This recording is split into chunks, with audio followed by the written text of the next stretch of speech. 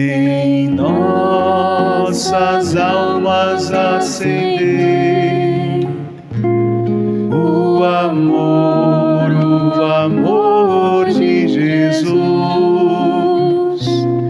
Em nossas almas acender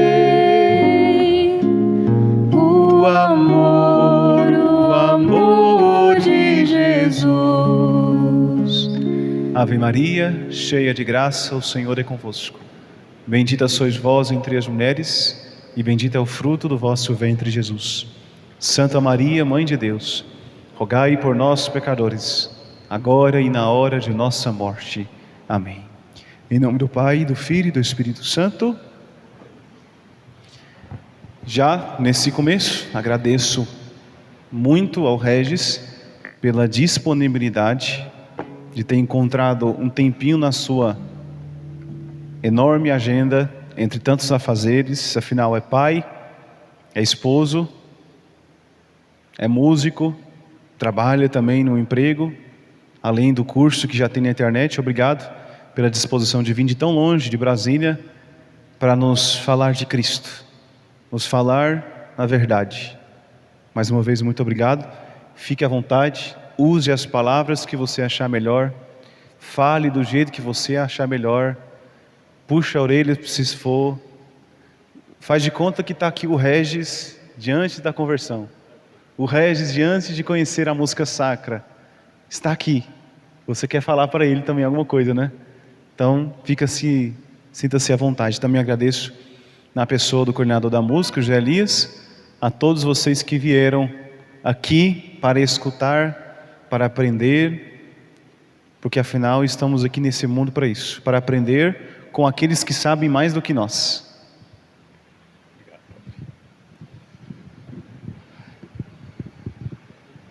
Então, boa tarde, pessoal. Agradeço imensamente também ao Padre Bruno pelo convite. Fiquei imensamente feliz, já tem um tempo que a gente tenta combinar esse momento, né?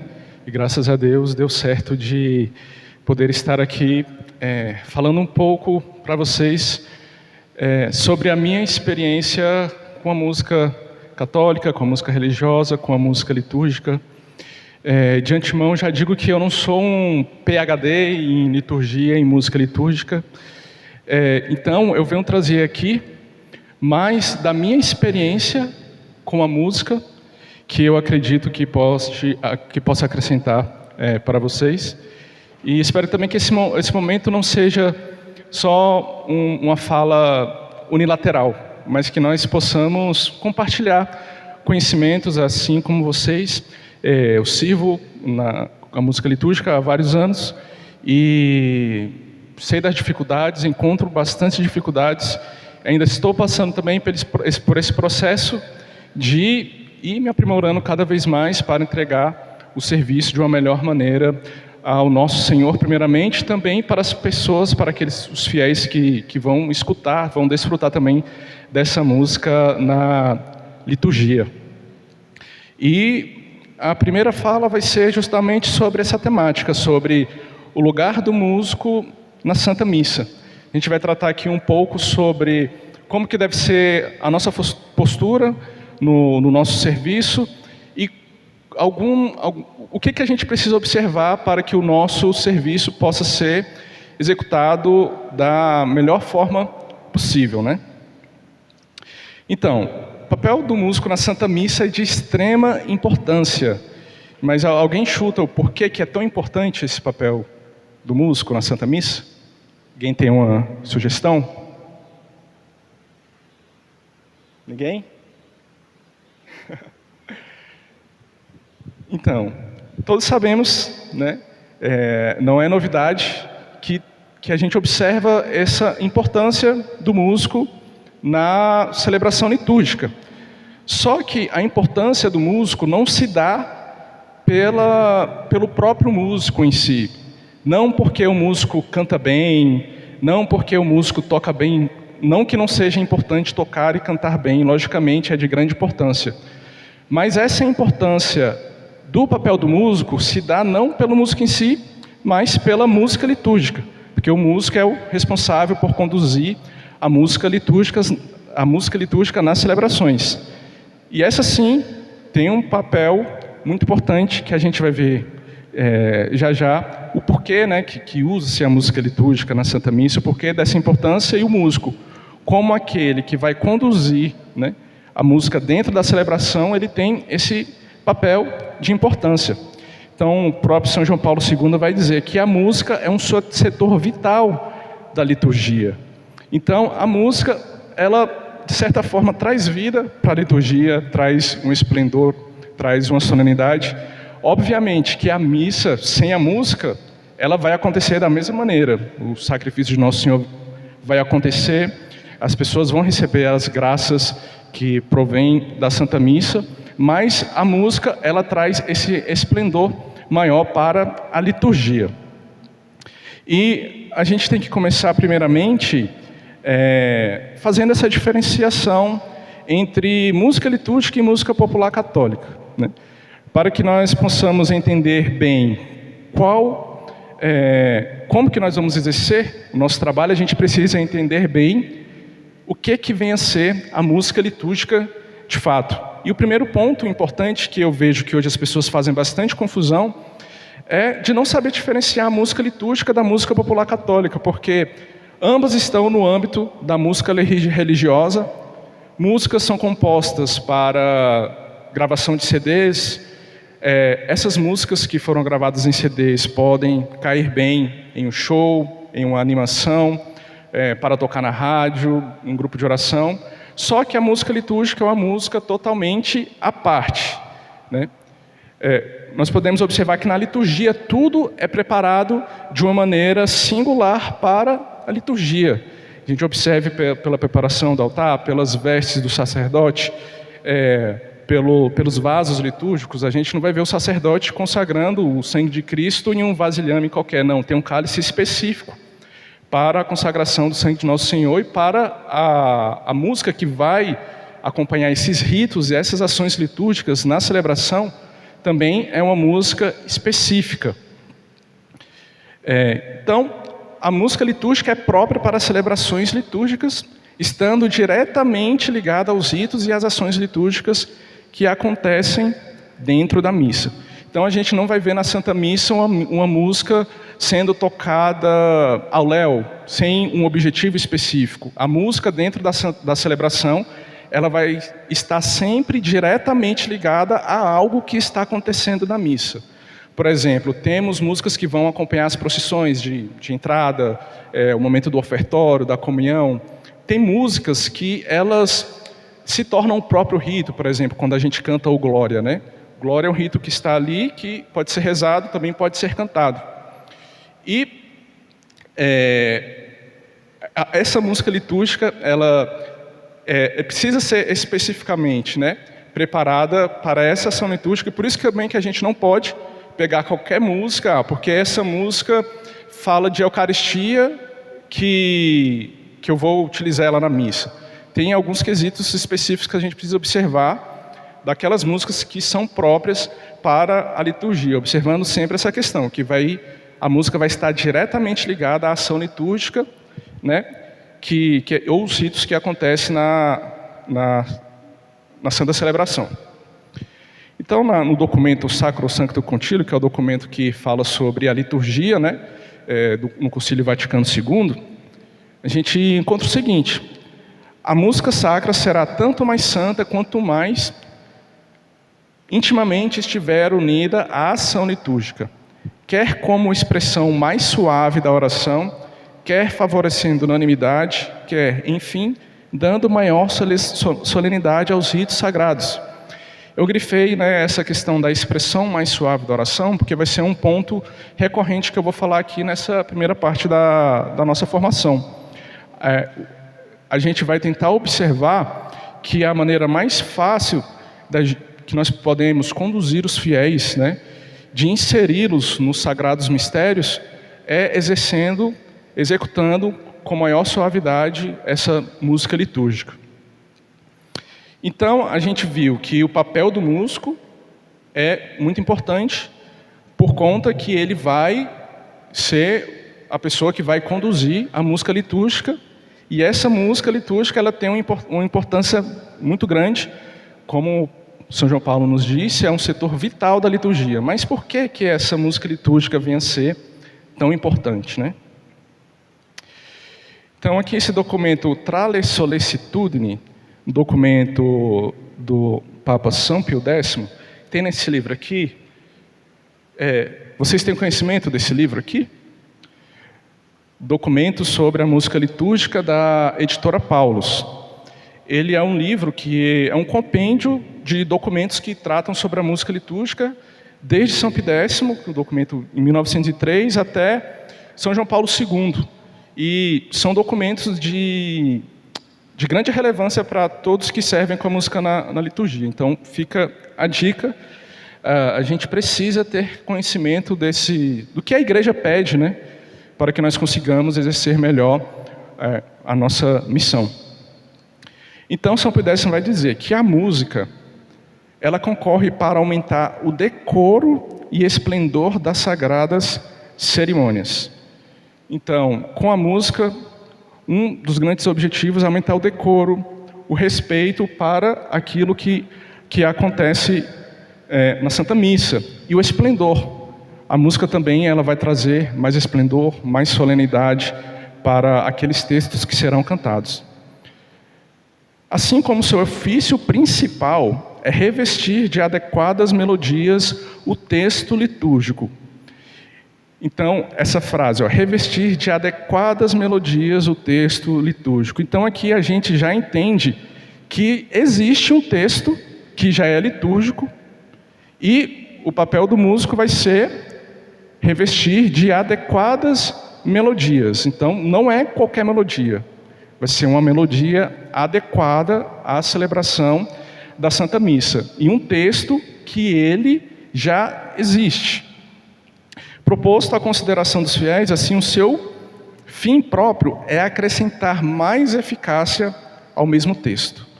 Então, nós temos um texto litúrgico, que é o texto que geralmente vai estar descrito no missal romano, e também tem, depois eu vou falar sobre a questão de textos que a gente tira também de outras fontes litúrgicas.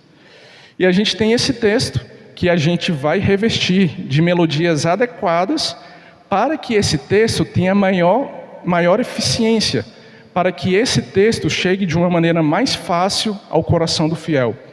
Um texto que, às vezes, se fosse simplesmente rezado, passaria despercebido. Com uma melodia adequada, a gente consegue fazer com que o fiel acolha melhor aquele texto, por meio daquele texto ele reze, e assim ele tenha acesso a Deus também por meio daquela oração.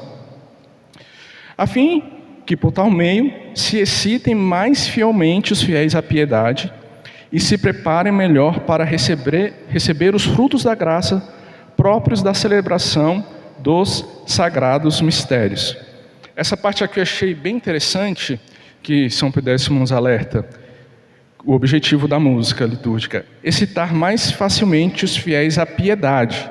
Ou seja, com a música a gente tem que estimular os fiéis com que eles rezem melhor, né? E se preparem melhor para receber os frutos da graça, para receber os frutos da Santa Missa. Eu vejo, trazendo aqui para a nossa realidade, essa questão. Ao mesmo tempo que São Pio X pede que nós devemos excitar o fiel à piedade, ajudá-los a rezar melhor, dessa forma ele tenha um acesso melhor aos frutos da graça, a nossa música ela pode também ser um impedimento para essa piedade que o fiel precisa ter para que ele consiga rezar bem na missa, ou a nossa música pode ser até uma barreira para esses frutos da graça que o fiel pode receber na Santa Missa. A gente vê muito claro, pelo menos eu vejo isso em muitas paróquias lá de Brasília, né? Eu já passei por essa situação, na verdade eu até já fui o protagonista dessa situação, tocando de uma maneira inadequada. A gente vê às vezes o fiel está ali na fila da comunhão, já se preparando, né? Tentando se preparar para receber o corpo de Cristo. Começa a música, uma música às vezes extremamente barulhenta, o violão com uma batida ensurdecedora, encobrindo totalmente a melodia que, no caso, deveria ser o texto, né? Revestido por uma adequada melodia, nem se escuta. E aí o fiel vai naquela luta ali, tentando rezar, e aquele barulho incomodando. Aí ele recebe o corpo de Cristo. Volta para o seu lugar, se ajoelha para fazer o seu momento de ação de graças, e aquela música incomodando. Muitas vezes, ao invés da gente facilitar esse acesso do fiel a Deus por meio ali da oração, a gente acaba se tornando uma barreira. Uma certa vez eu fiz uma postagem no Instagram e até gerou bastante repercussão. Eu não me lembro ao certo se era exatamente isso, mas eu, de maneira hipotética, eu colocava uma pessoa que ela vivia uma vida desregrada, uma vida de pecado, e enfim ela resolveu entrar e participar da Santa Missa. E aí, uma missa até bem celebrada pelo sacerdote, só que a música daquela Santa Missa, ela estava extremamente barulhenta. E aí o fiel entrou e viu ali estava um pouco bagunçado e saiu da igreja do mesmo jeito, né? Ele não conseguiu alcançar Deus por conta que a música se tornou uma barreira ali. E às vezes a gente nem sabe o que pode acontecer com esse fiel, né? Digamos que ele morra ali na esquina seguinte e a gente, logicamente eu estou sendo bem extremista aqui nessa situação, mas o músico ali nessa situação acabou criando uma barreira para aquele fiel que poderia se aproximar melhor de Deus, que poderia voltar para Deus, né? E aí o músico acabou atrapalhando. Então aqui é um ponto bem importante. A gente, como músico que serve a Sagrada Liturgia, que serve a Santa Igreja, a gente vai sempre pensar na nossa música, na nossa forma de cantar, na nossa forma de executar o instrumento, em uma forma que vá levar o fiel à oração. Esse é o nosso objetivo. E por meio dessa oração, o fiel vai acessar Deus e receber também esses frutos da graça.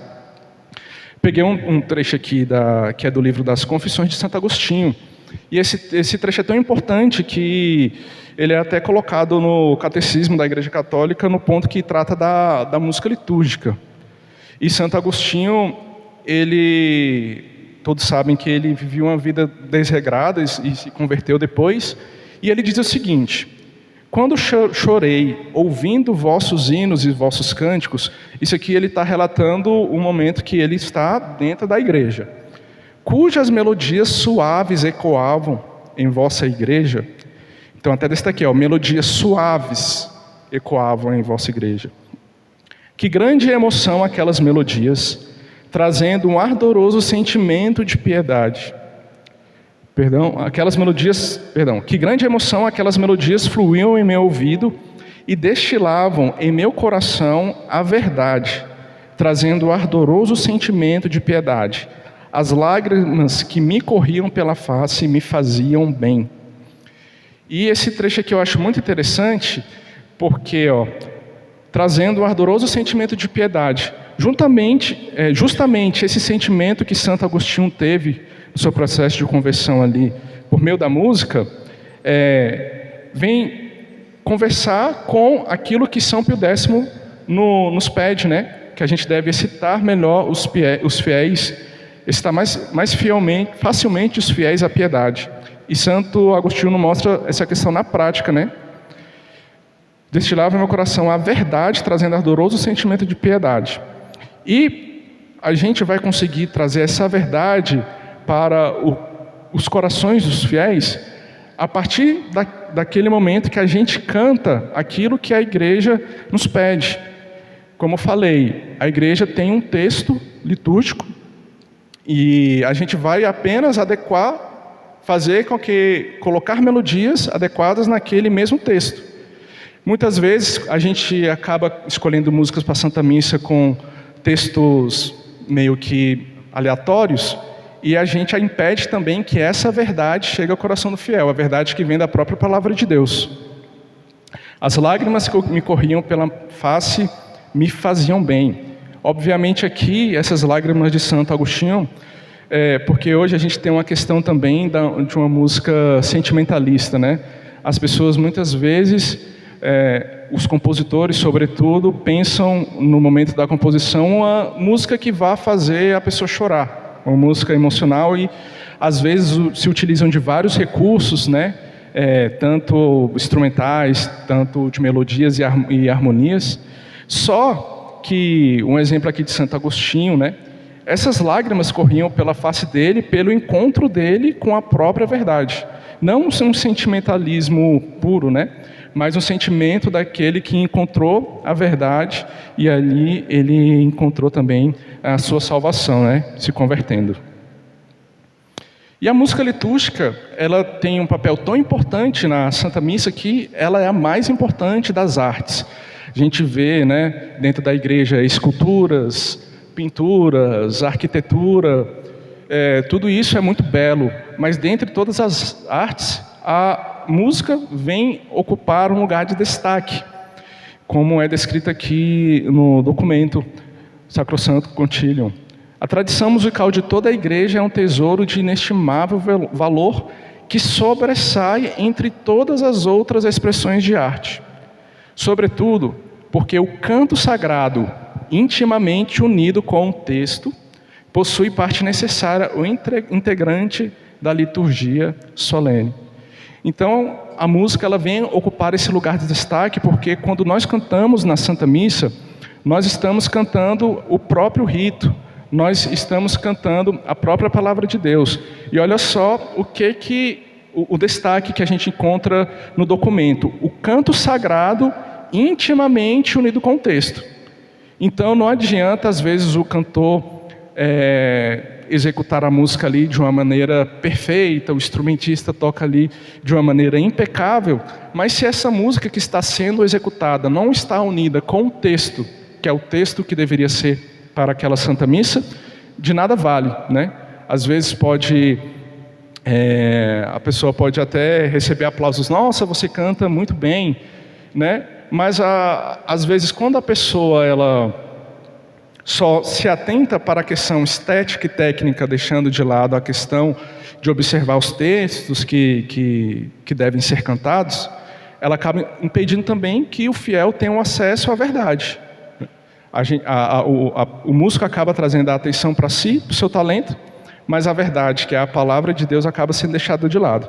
Então a gente tem que ter atenção sempre nesse aspecto, da melodia adequada ao texto litúrgico.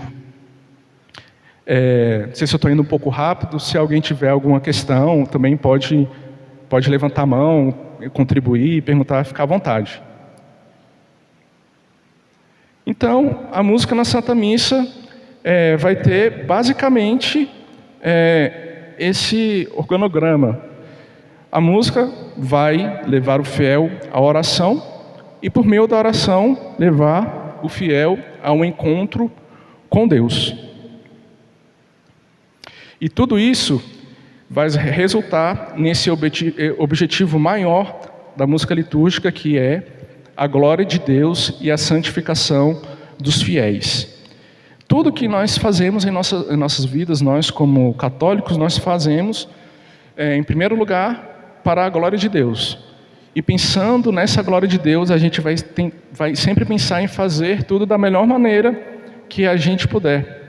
Essa semana eu estava assistindo um vídeo do professor Michel Paciossi. Alguém conhece? Professor de liturgia? Ele é um professor fenomenal. Podem colocar, ele tem uma escola de liturgia e ele tem um Instagram, Michel Paciossi. E ele falou que uma certa vez ele estava ministrando uma aula de liturgia para algumas monjas beneditinas. E ele falou lá o dia específico que ele dava aula e o assunto estava discorrendo bem, e a madre falou: professor, a gente pode pausar a aula aqui? E no momento ápice da aula, e ele ficou incomodado: mas por que, madre, que a senhora quer parar a aula nesse justo momento? E a madre falou: não, é porque hoje era uma memória de algum santo, que eu não me lembro qual santo, e elas iriam cantar uma antífona de entrada própria para aquele santo, e ela falou para o professor que o canto não estava saindo bem, que elas haviam ensaiado, ainda não estava legal, e elas precisavam ensaiar antes da missa para cantar, era a antífona de entrada própria daquele santo. E o professor achou interessante que elas tinham esse cuidado imenso, né, com a música litúrgica, sendo que elas iam cantar para elas mesmas, não tinham fiéis ali para escutar. E por que elas estavam com aquela dedicação? Não, a gente tem que cantar bem esse canto. Porque, primeiramente, a gente vai executar o nosso serviço para a glória de Deus.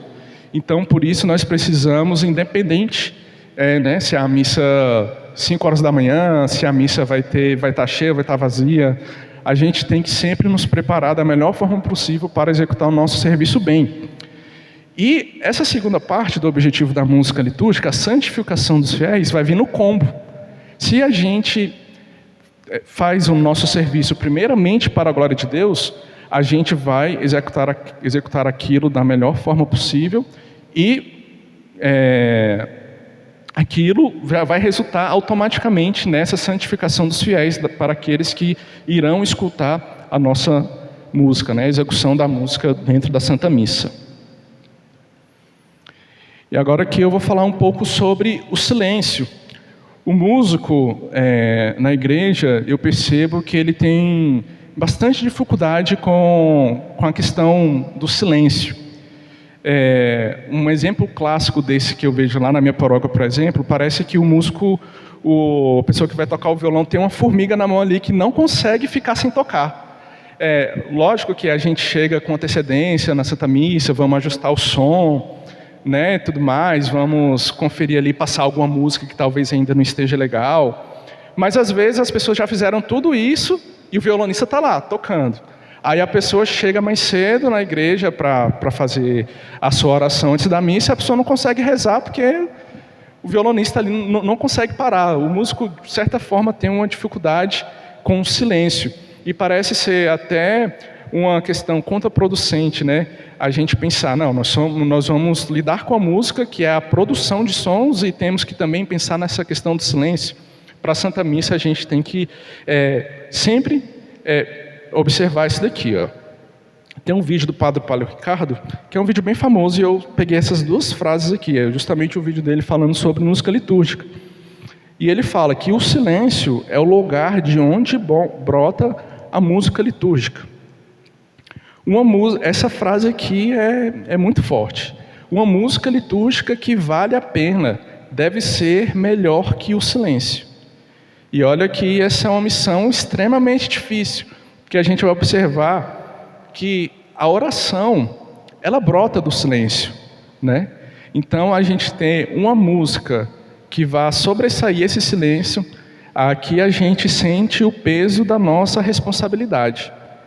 Porque às vezes a gente tem a visão de que eu vou ali, estou me doando, estou tirando meu tempo aqui para tocar na missa e já está bom, isso já valeu. Só que a gente tem que parar para refletir que, primeiramente, a glória de Deus, como eu falei, mas que os fiéis, como eu falei, a nossa execução, boa ou ruim, vai implicar diretamente no acesso daquele fiel a Deus naquela celebração de maneira específica.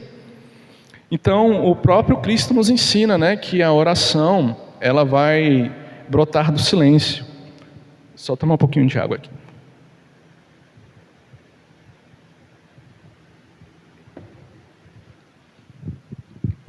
A gente vê que em diversos trechos da Sagrada Escritura, Jesus nos mostra que a gente precisa nos recolher para conseguirmos ter um momento de oração.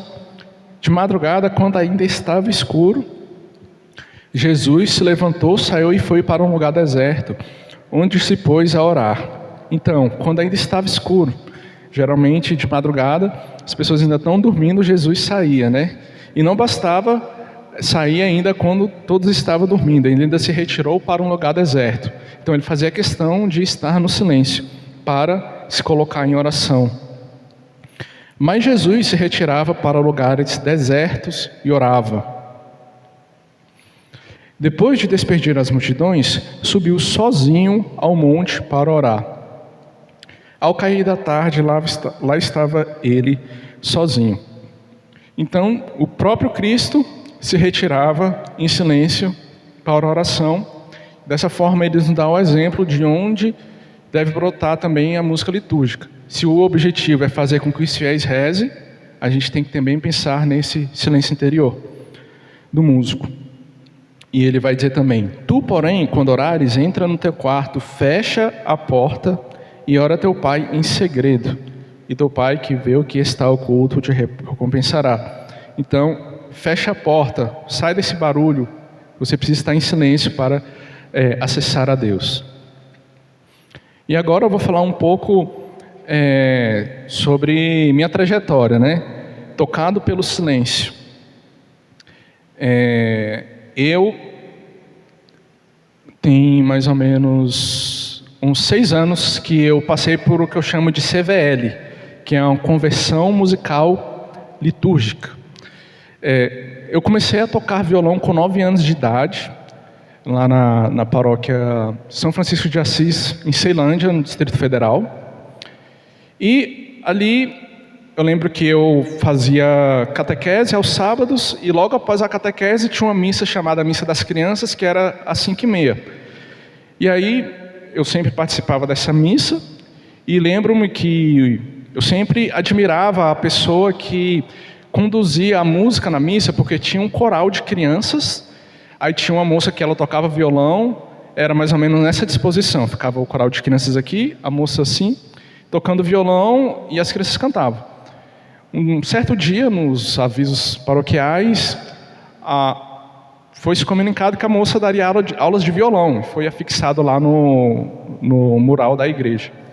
E aí nesse dia, cheguei em casa, a primeira coisa que eu falei para os meus pais, minha mãe conta isso até hoje, que eu falei que queria aprender a tocar violão para tocar na igreja. E aí meus pais me matricularam, né, nessa aula, compraram o violão. Meus pais sempre me apoiaram muito em relação à música, sou extremamente grato a eles por todo esse incentivo. Minha mãe está viva, meu pai faleceu, vai fazer 8 anos no próximo mês, e eles sempre me apoiaram bastante. E daí eu comecei a fazer aulas com essa moça, em poucos meses ela falou: não, já não tenho mais o que eu te ensinar. E eu já comecei a servir nas missas, poucos meses que eu tinha começado a tocar. Daí, depois, comecei a fazer aula de violão com outros professores e comecei a tocar também, fora o coral de crianças, com alguns amigos lá da paróquia. Lembro que na época nós formamos uma banda e aí nós tocávamos nas missas e também nos grupos de oração.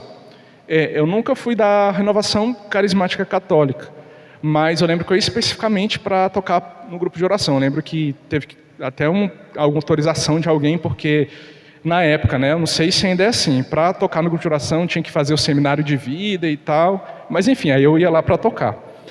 E aí, com esses colegas, nós tocávamos, e depois a gente, não, vamos formar uma banda séria agora, vamos compor músicas e levar esse projeto para frente. E o nosso estilo era rock and roll pesado, rock de verdade. E aí a gente compunha várias músicas, fazíamos gravações, a gente viajou para alguns estados, tocávamos nos ralés e tudo mais. E foi uma época assim bem legal, bem divertida, né? E até em nada de errado, né? Em jovens que estão ali compondo músicas de cunho cristão, e estão, né, com o intuito de fazer com que essa música chegue a mais pessoas. O grande problema na época que eu vejo foi quando a gente pegou aquele estilo que nós gostávamos e começamos a levar para dentro da missa. E eu lembro que teve um caso que ficou marcado assim, e adolescente parece que não tem muita coisa na cabeça, né? Eu lembro que era o primeiro domingo do Advento, e nós fomos numa tarde como essa de domingo, mais ou menos nesse horário assim. E nós fomos para a igreja, montamos todo o equipamento, bateria, amplificador de baixo, de guitarra, teclado, tudo, a banda completa, né? E aí fomos para casa e voltamos 1 hora antes da missa para preparar ali, terminar de preparar as coisas, e o padre chegou. E era um padre é um padre alemão. Esse padre já faleceu, inclusive, e ele era um padre bem rígido com a música. Tanto que hoje eu vejo como um ponto positivo isso que ele fazia, mas na época nós batíamos muito de frente com ele, porque ele exigia que nós cantássemos aqueles cantos daqueles CDs da CNBB, né? E a gente batia de frente, nossa, essas músicas são muito feias, a gente não vai cantar isso não. E hoje em dia eu vendo como naquela época, hoje a gente tem acesso muito fácil a músicas litúrgicas de qualidade. A gente tem muita gente compondo música litúrgica, né? Hoje em dia está muito mais fácil com que nós executemos músicas litúrgicas na Santa Missa. Naquela época não era tão fácil. E ele exigia que nós cantávamos a música desse CD. E ele era bem rígido. E aí eu lembro que ele chegou para celebrar a missa nesse primeiro domingo do Advento. E nós tocávamos já com bateria, com tudo na missa, né? Mas ele falou que no Advento ele não queria que tivesse bateria. E a gente foi contra a vontade do padre, né? E fomos lá e montamos tudo. Aí ele chegou, entrou e falou: se vocês tocarem com bateria na missa, eu não vou celebrar. E aí a gente ficou aquele climão meio chato. E beleza, aí o padre pegou, foi para o fundo da igreja para fazer a procissão de entrada. E o que a gente fez? Tocamos o canto de entrada com bateria. Aí o padre entrou assim, ele era alemão, bem branco, ele entrou vermelho, assim, puro ódio, sabe? Aí ele entrou, pegou, fez a procissão de entrada e, quando chegou no altar, virou pra gente e falou: se vocês continuarem, eu não vou celebrar a missa. Nossa, foi um clima assim, terrível, sabe? E aí a gente pegou, saiu, e nós ainda nos achando na razão. Como é que pode? A gente perdeu a nossa tarde de domingo aqui montando os instrumentos, ensaia para chegar aqui, o padre não deixar.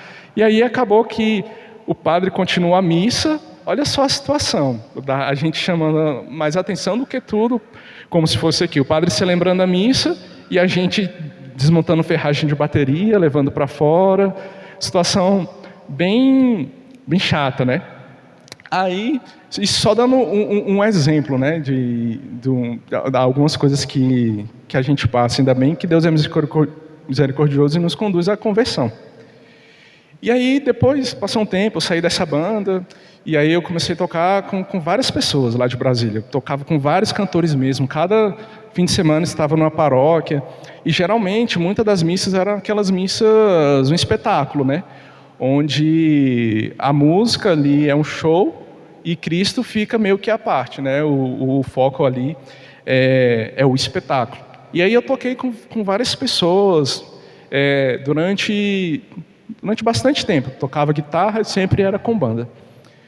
E aí eu trabalho também como monitor de crianças com necessidades especiais lá na Secretaria de Educação de Brasília.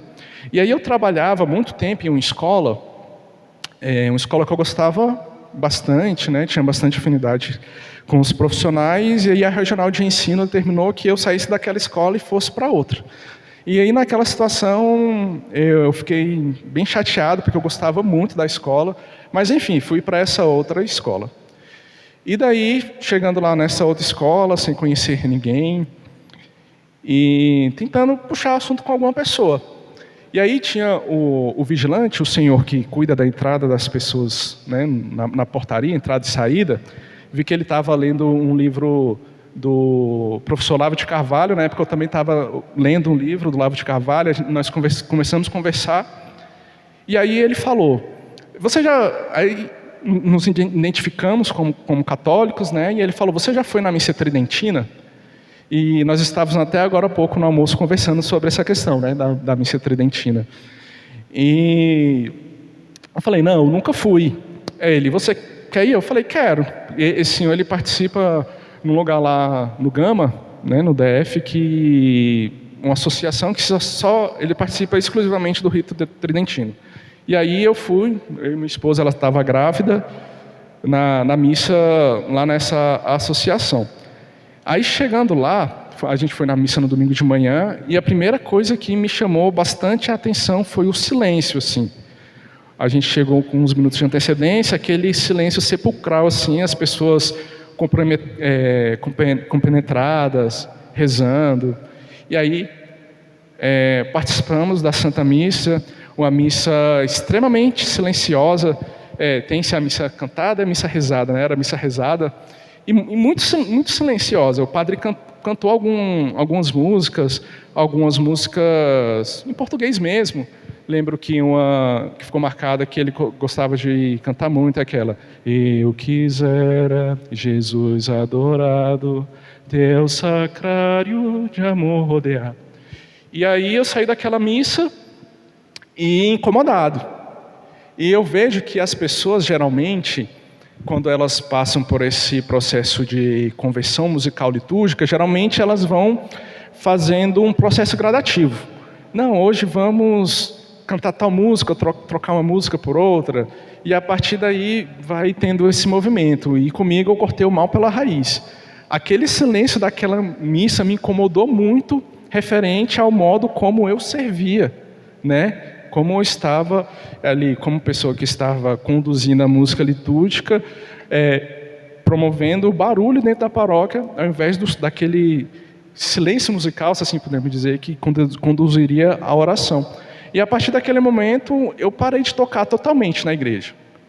Parei de tocar, todos os grupos que eu tocava, as pessoas me chamavam para tocar, eu falava que não podia, que tinha um compromisso. Algumas pessoas falavam: nossa, o que você está... eu te fiz alguma coisa que você não toca mais comigo? Eu: não, tenho um compromisso, não vai dar para eu ir não. E aí, fiquei um bom tempo sem tocar, sem servir na Santa Missa, até que uma amiga minha me chamou para cantar na Santa Missa, e ela já cantava de maneira litúrgica. E aí ela começou a me apresentar algumas pessoas que já faziam trabalho na internet: o Ângelo Lacerra, o professor André Gabi, a Marcela Bubac e outras pessoas, né? E daí eu voltei a servir na liturgia, voltei a tocar nas Santas Missas, e já pensando nessa questão do silêncio, nessa questão de ser uma música mais oracional. Parei de tocar guitarra na missa e passei a utilizar tão somente o violão, e pensando também em uma forma de tocar de uma maneira menos barulhenta, deixando um pouco de lado as batidas, investindo melhor no dedilhado. Inclusive, coincidiu que essa época foi mais ou menos na pandemia, quando eu tinha até deixado o violão de lado. Eu sempre toquei violão, o meu começo da formação foi com violão. Depois eu passei anos e anos investindo muito na guitarra. E na pandemia eu voltei a tocar violão, e coincidiu também com essa época que eu voltei a servir nas Santas Missas. E eu fiz todo esse explanamento, né, mostrando lá do início, minha trajetória até aqui, mostrando que o momento chave para tocar de uma maneira melhor na Santa Missa foi a partir daquele contato que eu tive com aquele silêncio que eu não conhecia. Então coloquei essa frase aqui: em Deus ou no homem, onde deve estar a centralidade da liturgia? Então a Santa Missa, ela é um culto que é direcionado a Deus.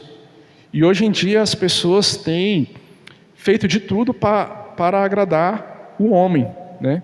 Muitas vezes músicas que vão agradar ali, músicas sentimentalistas.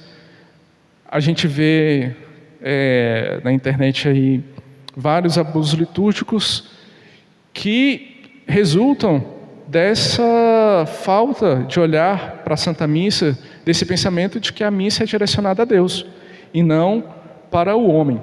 E também a nossa música, apesar de um dos objetivos é fazer com que os fiéis cheguem a Deus por meio da música, a nossa música ela não deve ser diretamente pensada no homem, mas pensada em Deus. Então aqui algumas características, né? A música que é voltada para Deus e uma música que é voltada para o homem. Isso se tratando dentro da Santa Missa, né? Uma música que é direcionada a Deus dentro da liturgia é uma música que vai brotar da própria palavra de Deus, que a gente vai encontrar nos próprios textos litúrgicos. E às vezes uma música que é direcionada ao homem é uma música que às vezes um compositor fez ali um texto baseado naquilo que ele vive no sentimento que ele tem. Às vezes o compositor tem um sentimento particular dele, e aí ele grava aquela música em um CD, aquela música se difunde, começa a se tocar nas paróquias, e aquele sentimento que é dele, que é diferente do sentimento das pessoas que estão na Santa Missa, ele coloca aquilo, né? As pessoas começam a executar aquilo na Santa Missa, né? Então, uma música aqui está cortado ali do sentimento mais... Ah, não, está embaixo. Sentimento mais pensamento. Uma música direcionada a Deus, obviamente, a música ela mexe com o sentimento das pessoas, né? A música ela traz emoção, mas não é um sentimento puro, não é um sentimentalismo. É um sentimento que ele é unido ao pensamento. Eu tenho contato com a palavra de Deus por meio do texto litúrgico. Aquela palavra de Deus, eu vou pensar naquilo, eu vou refletir sobre aquilo. E a partir daquela reflexão, Deus fala comigo e eu tenho aquele sentimento de um encontro com a verdade. Não é um sentimentalismo puro, simplesmente de uma instrumentalização ali. Hoje em dia, a gente vê muito dentro da Igreja Católica o estilo, por exemplo, do worship, né? Que ele já é pensado para, na hora que o teclado coloca aquele som do pad ali e a guitarra com bastante efeito, as pessoas já começam a se arrepiar, né? E essa não é uma música que deve ser para a liturgia. Frisando aqui que eu não estou falando assim de cantores católicos que usam desse estilo, tanto que às vezes hoje a gente vê compositores católicos que compõem músicas não católicas. Por mais que o compositor seja católico, aquele estilo que ele está compondo não é católico. Mas isso é um assunto para outro momento. Vamos focar na música litúrgica. Então, a música direcionada a Deus é uma música que serve à oração, que vai fazer com que o fiel reze melhor. E a música direcionada ao homem, muitas vezes, é uma música que vai servir ao espetáculo. Ali onde vai servir para o músico mostrar simplesmente a técnica vocal, a minha técnica no instrumento. Muitas vezes não é a música que vai chamar a atenção para quem está executando a música e não para aquilo que ele está cantando. A música direcionada a Deus é uma música que nasce do silêncio, e a música direcionada ao homem muitas vezes é constituída no barulho, e a música direcionada a Deus ela traz paz, e a música direcionada ao homem muitas vezes ela traz agitação. Então, a música litúrgica vai ser a união do texto litúrgico com uma melodia oracional, uma melodia que vai conduzir a oração, lembrando lá do que o documento diz, né, de revestir de adequadas melodias o texto litúrgico, e a junção dessas duas coisas vai elevar os fiéis a Deus e levar os fiéis a Deus. E um documento aqui do Concílio Vaticano II, a oração se exprime com maior suavidade, mas claramente se manifestam o mistério da liturgia. Aqui falando da música, né? Que com a música, a oração vai se exprimir com maior suavidade. Então a gente vê o friso por diversos documentos dessa questão da suavidade. E mais claramente vão se manifestar os mistérios da liturgia, por meio dessa música tocada com suavidade. E a igreja, ela não apenas fala, é isso daqui que vocês têm que fazer, mas não nos diz o como fazer. Ela vai nos dar o modelo que é, o modelo de música sacra, que é o canto gregoriano. Eu não sou especialista em canto gregoriano, muito pelo contrário, eu tenho muito o que aprender, porque nós, como músicos que servirmos a liturgia, nós precisamos ter esse olhar para o gregoriano. Às vezes a pessoa fala, mas eu não gosto daquilo. Mas se a pessoa serve a liturgia, é quase que obrigatório ela ter aquele contato com o canto gregoriano. São Pio X, uma composição para a igreja é tanto sacra e litúrgica, quanto mais se aproximar no andamento, na inspiração e no sabor da melodia gregoriana, e tanto é menos digna do templo, quanto mais se reconhece disforme daquele momento. Ali era mais no lugar de mais. Então, Se não pudesse mais dizer que a música vai ser mais sacra e mais litúrgica, quanto mais ela estiver próxima no andamento. O canto gregoriano, só de você escutar, você percebe que é um canto que induz as pessoas à oração, na inspiração e no sabor. E tanto é menos digna do templo, ou seja, uma música vai ser menos digna de ser executada na Santa Missa, quanto mais ela se reconhece disforme daquele modelo supremo. Então ele coloca aqui essa palavra modelo supremo. Então um modelo de música que sai acima de todos os outros modelos para que os músicos se inspirem, né? E uma música, por exemplo, com um estilo de pop rock, que é executado na missa, às vezes a gente vê que que entra nessa questão, que ela vai ser totalmente disforme desse modelo. Uma música estilo de forró, qualquer estilo desses excêntricos que não eram para estar na liturgia. E São João Paulo II vem nos dizer: não se trata, evidentemente, de copiar o canto gregoriano, mas muito mais de considerar que as novas composições sejam absorvidas pelo mesmo Espírito. Então, por mais que nós não cantemos o canto gregoriano, a inspiração precisa partir dele, naquilo lá que São Pio X fala, no andamento, na inspiração e no sabor, né? Então, as novas composições sejam absorvidas pelo mesmo Espírito, que suscitou pouco a pouco, modelou aquele canto.